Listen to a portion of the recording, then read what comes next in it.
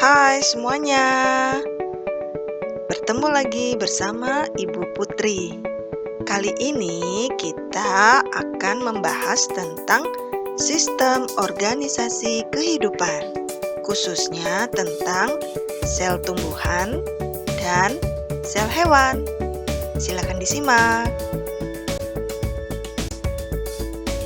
Pertama, Ibu akan sampaikan kompetensi dasar. Untuk kompetensi pengetahuan, yaitu mengidentifikasi sistem organisasi kehidupan mulai dari tingkat sel sampai organisme dan komposisi utama penyusun sel. Sedangkan untuk kompetensi keterampilan yaitu membuat model struktur sel tumbuhan atau hewan. Tujuan pembelajaran yang akan kalian capai ada 4, antara lain mengidentifikasi komponen penyusun sel, kemudian mengidentifikasi fungsi organel-organel sel, kemudian menyebutkan perbedaan antara sel tumbuhan dengan sel hewan berdasarkan komponen penyusun selnya, dan yang terakhir adalah membuat model struktur sel tumbuhan atau sel hewan. Ketika kalian mengamati sel tumbuhan dan sel hewan di bawah mikroskop, maka akan kalian jumpai 3 komponen utama penyusun sel. Apa saja? Yuk cari tahu. Secara umum, sel terdiri atas 3 bagian utama, antara lain membran sel, inti sel, dan sitoplasma. Baiklah, Ibu akan membahas satu persatu. Yang pertama adalah membran sel. Membran sel merupakan selaput atau lapisan yang membungkus seluruh isi sel. Fungsinya sebagai tempat pertukaran keluar masuknya zat. Nah, membran sel ini bersifat semi-permeable, yang artinya adalah hanya bisa dilewati oleh zat-zat tertentu. Zat yang bisa lolos melewati membran sel antara lain oksigen, air, zat yang larut dalam lemak, dan ion-ion tertentu. Sedangkan zat yang tidak dapat melewati membran sel yaitu gula dan protein. Komponen utama dari sel yang berikutnya adalah inti sel atau nukleus.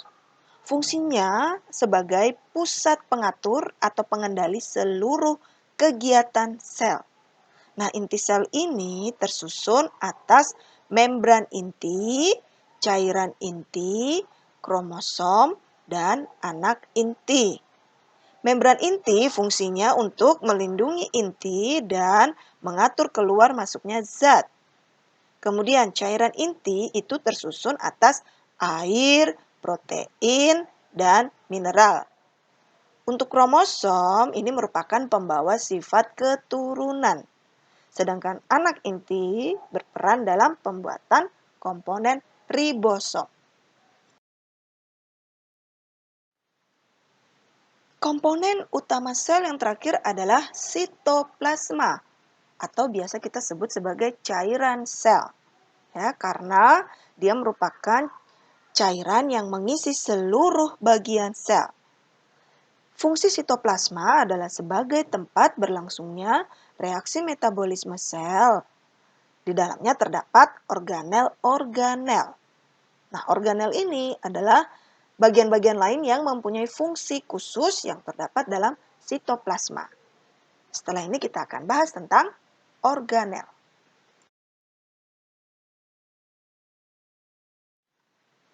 Baiklah, sekarang Ibu akan membahas tentang organel sel. Sebelumnya sudah disinggung bahwa organel merupakan bagian-bagian lain pada sitoplasma yang mempunyai fungsi khusus. Nah, organel ini terdiri atas beberapa macam. Ya, yuk kita simak satu persatu. Organel yang pertama adalah ribosom. yaitu merupakan tempat pembuatan protein atau sintesis protein. Ribosom ini bentuknya berupa bintik atau titik. Organel yang berikutnya adalah mitokondria. Fungsinya sebagai tempat untuk melakukan pembakaran zat makanan dan respirasi atau proses bernapas. Nah, di dalam mitokondria inilah dihasilkan energi, sehingga mitokondria sering disebut juga sebagai dapur energi dari sel. Bentuk dari mitokondria ini mirip hotdog. Organel yang berikutnya adalah badan Golgi, fungsinya sebagai tempat pengangkut atau pengeluaran zat-zat yang dihasilkan oleh sel. Organel yang berikutnya adalah lisosom, yang merupakan organel yang mengandung enzim berfungsi untuk pencernaan di dalam sel. Organel berikutnya adalah retikulum endoplasma, yang biasa disingkat dengan RE.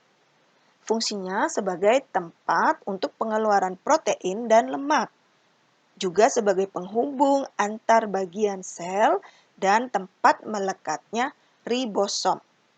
Nah, berdasarkan ada tidaknya ribosom yang menempel, maka dibedakan menjadi RE kasar, yaitu yang penuh dengan ribosom, ya, fungsinya sebagai sintesis protein, kemudian RE halus, yang tidak ada ribosomnya. Fungsinya untuk mensintesis molekul-molekul lemak, fosfolipid, dan steroid. Organel yang berikutnya adalah vakuola, yang sering disebut sebagai rongga sel.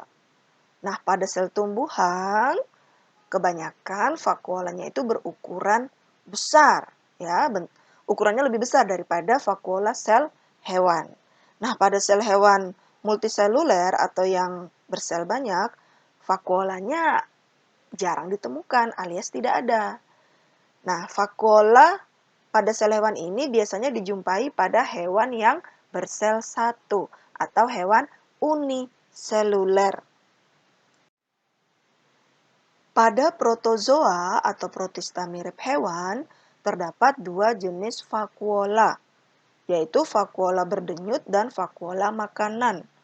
Vakuola berdenyut fungsinya untuk mengeluarkan zat sisa dan mengatur keseimbangan air dalam sel. Sedangkan vakuola makanan berfungsi sebagai tempat pencernaan makanan. Baiklah, kita lanjut ke organel berikutnya, yaitu plastida. Ya, plastida ini mengandung pigmen atau warna tertentu. Terdiri atas beberapa macam, ya, seperti kloroplas, yaitu plastida berwarna hijau karena dia memiliki klorofil. Nah, karena ada klorofil, maka dia berperan dalam proses fotosintesis.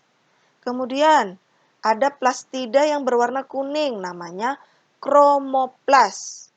Ya, kemudian ada plastida yang tidak berpigmen alias tidak berwarna, yaitu leukoplas. Fungsinya sebagai tempat cadangan makanan. Organel yang terakhir adalah sentriol maupun sentrosom. Ya, ini berperan dalam pembelahan sel. Bedanya di mana? Yaitu kalau sentriol, selnya dalam keadaan membelah. Sedangkan kalau sentrosom, selnya dalam keadaan tidak membelah. Baiklah, kita akan membahas tentang dinding sel. Dinding sel ini bukan organel, ya. Jadi dinding sel ini merupakan lapisan terluar dari sel tumbuhan dan hanya terdapat di tumbuhan, ya. Jadi membran sel tadi kan merupakan komponen penyusun utama sel. Nah, membran sel itu ada di sel hewan dan juga sel tumbuhan. Nah, untuk sel tumbuhan, nah, di luar membran sel, nah itu masih dilindungi lagi oleh dinding sel. Nah, dinding sel ini fungsinya yaitu melindungi sel dan menjaga bentuk sel tumbuhan menjadi tetap dan kaku. Jadi ingat bahwa dinding sel bukan merupakan organel. Berikut ini, Ibu tunjukkan gambar dari struktur sel hewan dan juga sel tumbuhan. Ya, bisa kalian lihat ada yang sama bagian-bagiannya ya atau organelnya, ada yang berbeda. Jadi di sel hewan ada, sel tumbuhan tidak ada. Begitu juga sebaliknya. Silahkan kalian perhatikan baik-baik persamaan dan perbedaan dari sel hewan dan sel tumbuhan.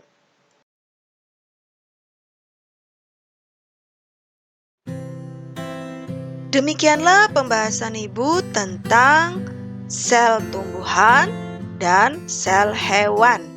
Semoga kalian paham perbedaannya di mana dan juga persamaannya di mana. Oke, sampai jumpa di materi-materi berikutnya. Terima kasih.